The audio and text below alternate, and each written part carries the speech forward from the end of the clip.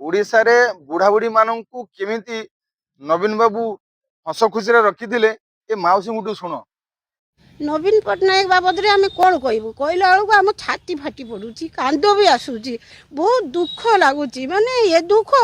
माने एत बहुत दुखदायक जे मरीगला सांगे सामान हो जाऊँ ये दुखटा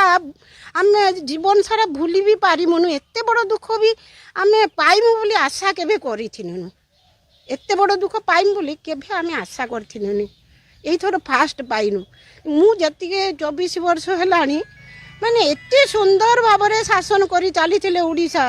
बहुत भलरे दिन कटुला एबे कौन हम आम जानिनु बहुत भल लोक शांत सरल बहुत भल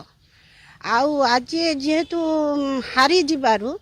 आउ ओडिशावासी बहुत कांदुचंती किंतु सी थिले ओडिशावासी बापा भी माँ भी माने लोक से भलिया माने ताकू मानुथुले आमर बापा हेने भी नवीन पट्टनायक कि माँ हेने भी नवीन पट्टनायक। हाँ